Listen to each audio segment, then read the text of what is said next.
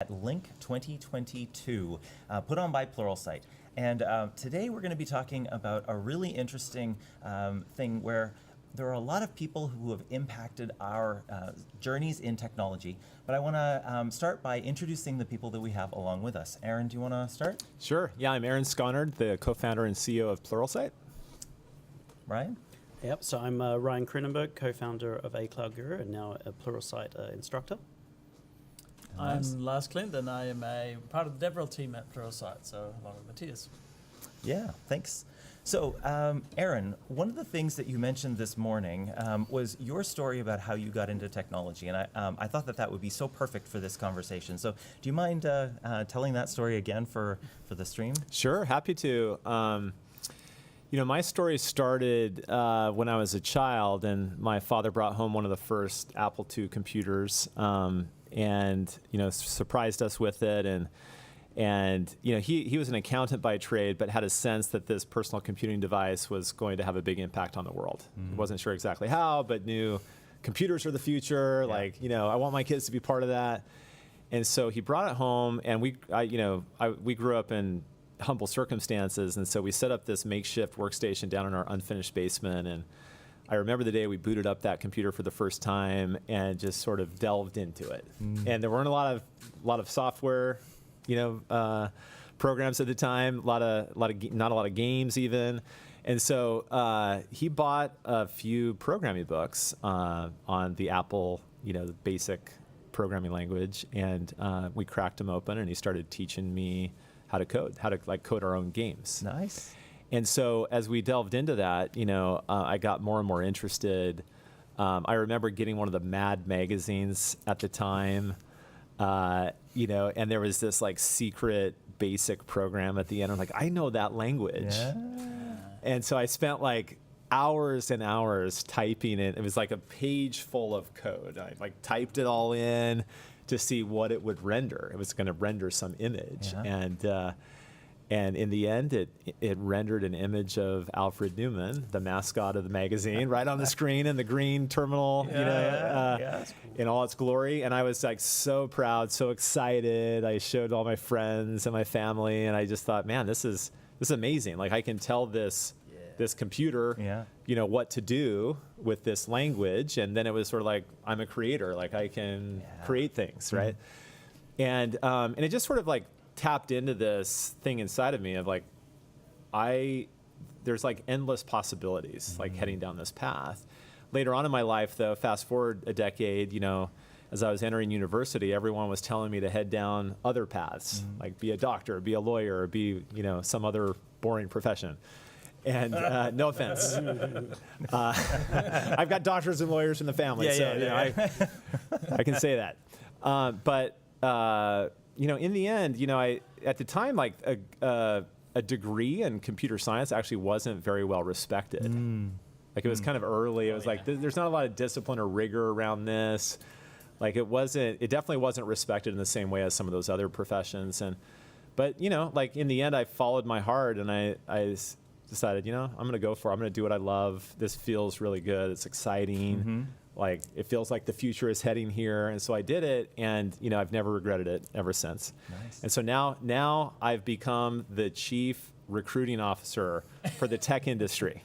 Yeah. I'm just constantly trying to have those conversations with other 18-year-olds, in the world who are trying to figure out, what am I going to go do next? And I tell them, if you're not sure what you want to do, this is a good default choice. There you go.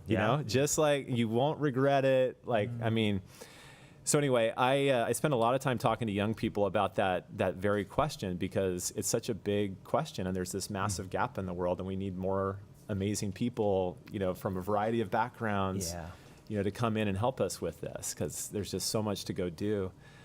So that's the story. And now, that led into my career, because once I got through school, got my computer science degree, started, writing code for a living, within a couple of years, I only had a few years of experience, I felt this draw to go do what my dad did for me for other people. And I actually was more inspired by that than actually the act of writing code. I wanted to teach people about it. Right. And that's what led to my career in training, eventually starting Pluralsight. And even now, with this event, called Link, I mean, my dad was the link for me into tech. Yeah. I became a link for other people through my teaching, my writing, my conference speaking. Ryan's done the very same thing for millions Yeah. of people in the cloud space. Yeah. And that's what we're celebrating this week at this event is Yeah. this, like, how we create these links for people into this amazing community. I love it. That's such a powerful story. And I mean, the way you summarize that about it being the links between people from one person to the next, to the next, to the next, it's really interesting when you take a look at the whole network of people. It's not one person.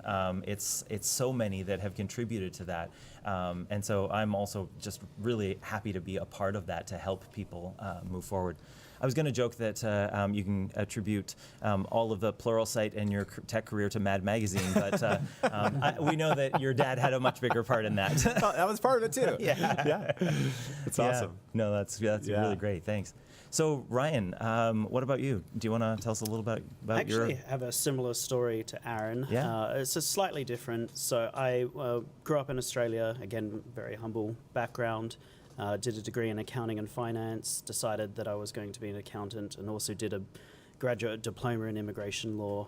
Graduated in 2003, moved to the UK 2004.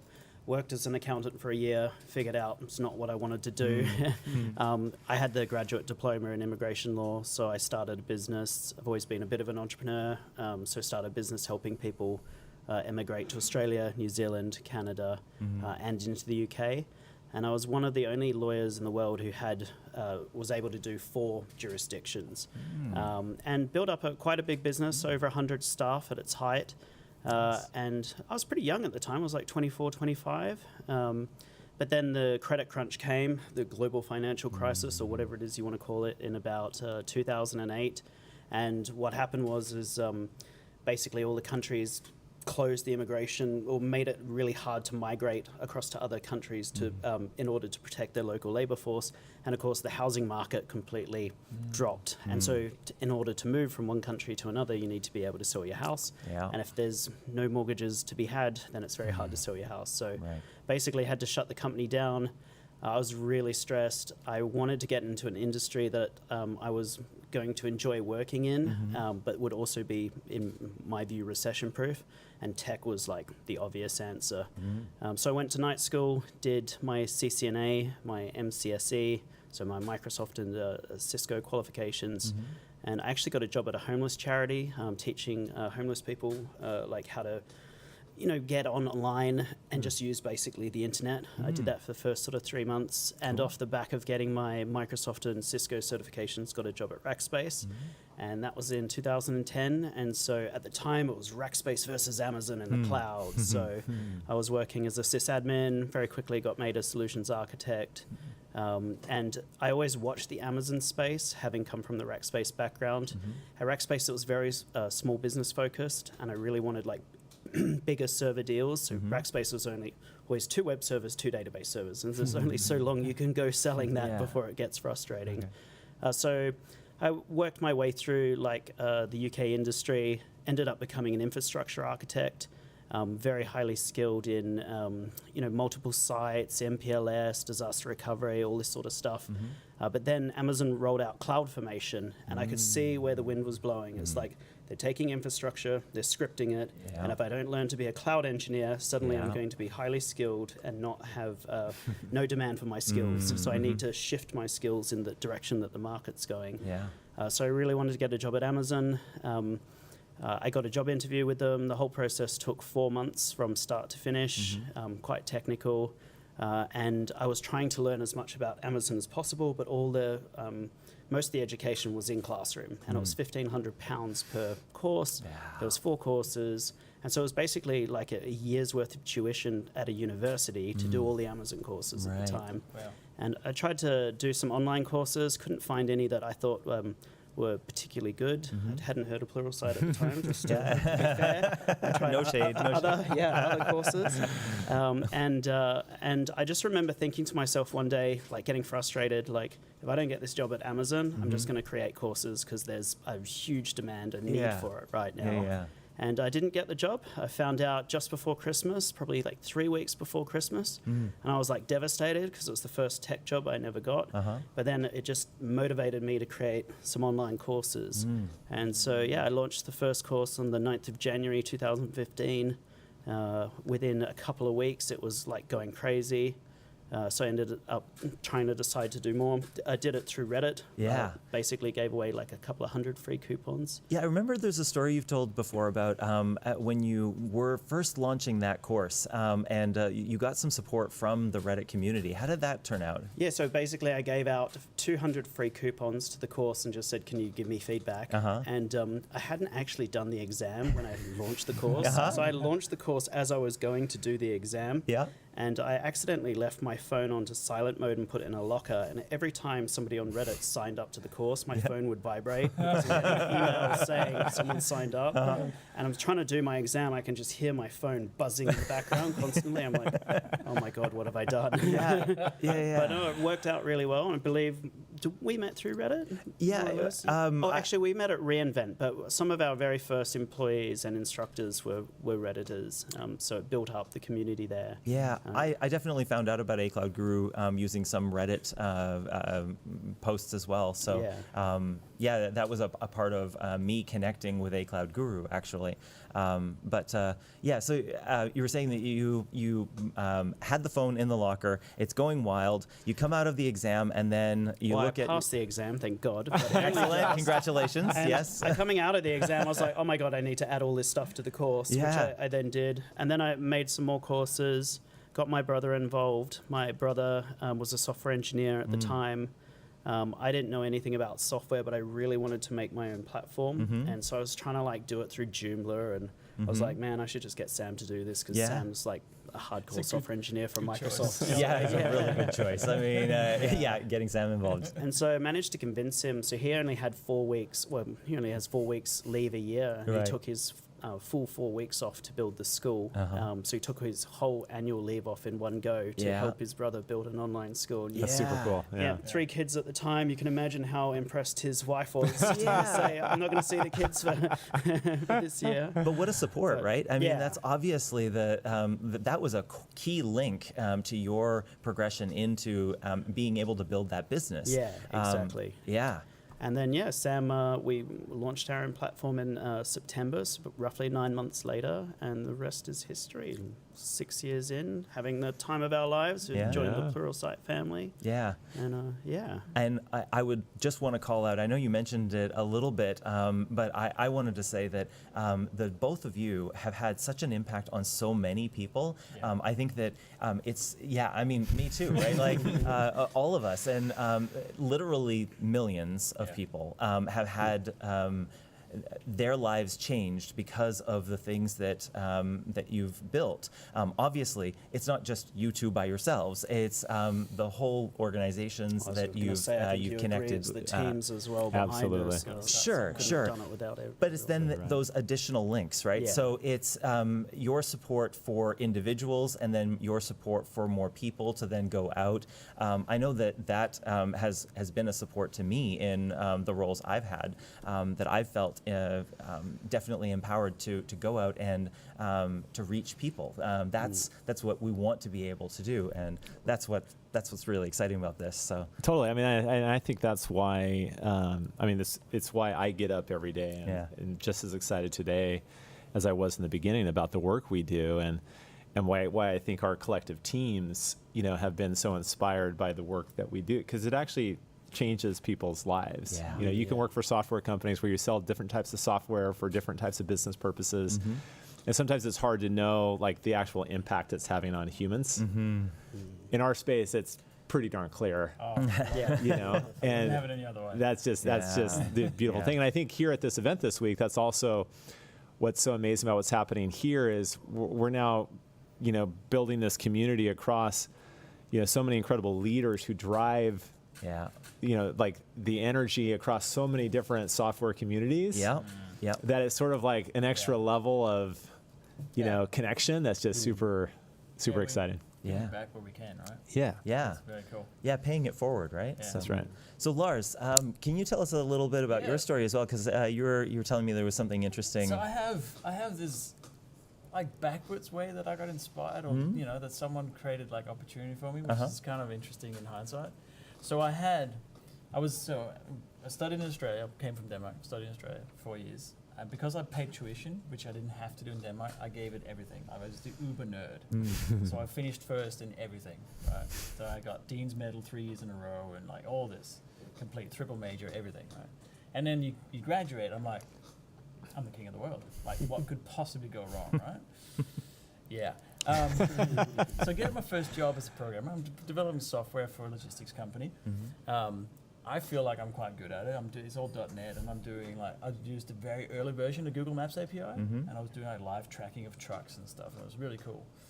And then, of about 6 months, 9 months, I can't remember exactly, my boss at the time was the owner of the company.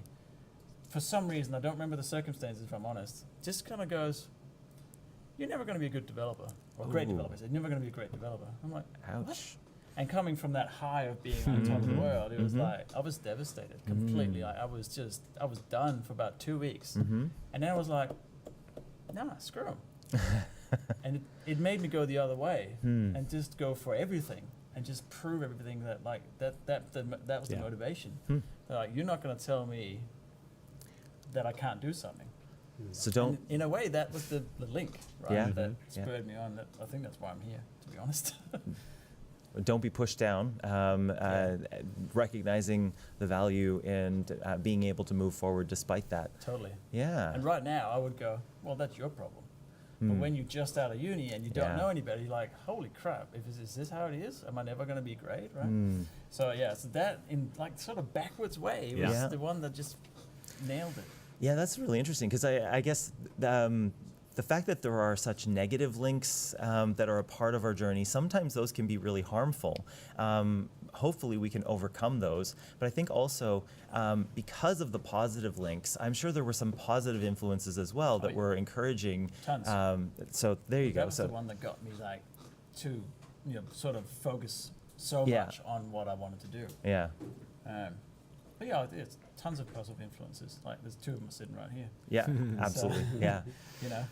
So I guess I'd ask all three of you, whoever wants to answer, what are some things that you think that the people watching could do to potentially improve their chances of being that support to others? Say that again.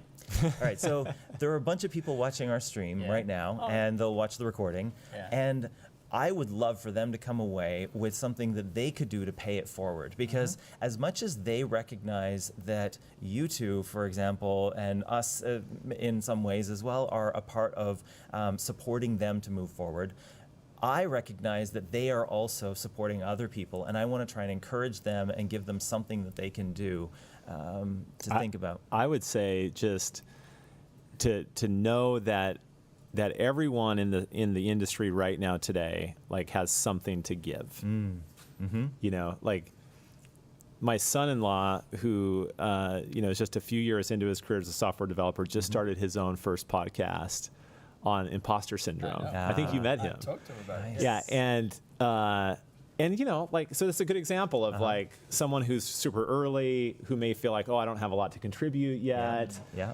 But he really believes he can make a difference for a lot of people because so many young aspiring developers feel this imposter syndrome, and it gets in their way of progress or going for it. And Older ones feel it too.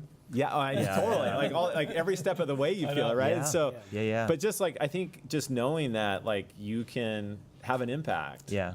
Everyone has something to give and to offer, and that's what being part of a community is all about. Don't be afraid. Like everyone starts out as a noob. Yeah. That's right. Yeah. You become a cloud guru or a guru at something over time, and also don't try to know everything. There is no one person who knows everything about software or cloud. Like Yeah. Sam that's does, right. doesn't he? well, Yeah. Sam.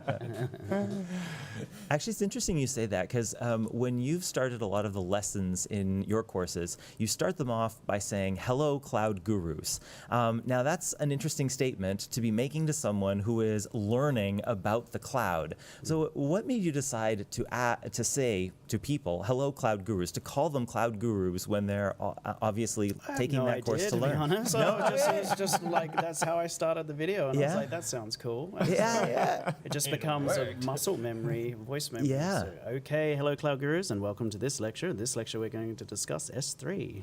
Nice. Yeah. All right. I'd like to learn about S3. Go ahead. Keep going.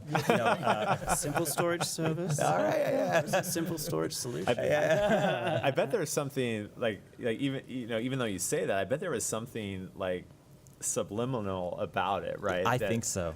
That like inspires people to be like, hey, like, Absolutely. he just called me a cloud guru, like. Yeah. That too. I honestly, I think that a lot of people, when they've heard that, I think that a lot of them have said, "Wait a minute, what are you doing? I'm not a cloud guru. I am just learning this stuff. Why are you saying that Yeah. to me?"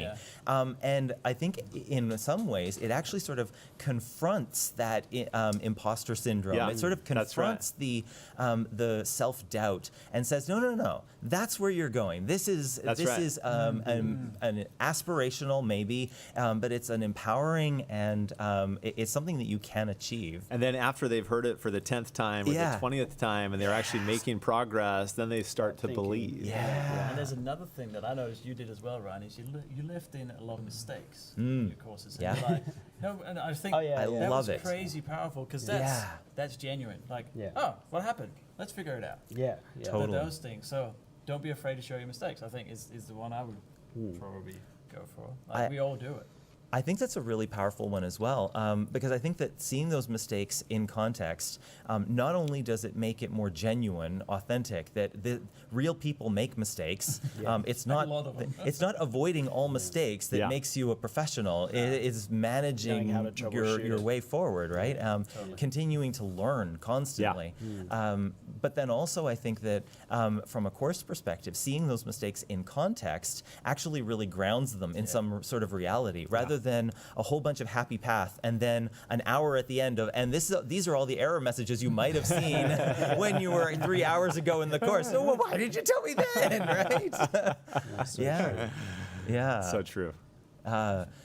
Well, how about any parting thoughts of any things to wrap things up in terms of links that have impacted you or advice Links. to people? Well, I want to talk about making links maybe. Yeah, making Because, links. Yeah. Yeah, it's so I am aware of this. I just talk to people. I go, hey, how you going? Right, and none of Never would would have guessed.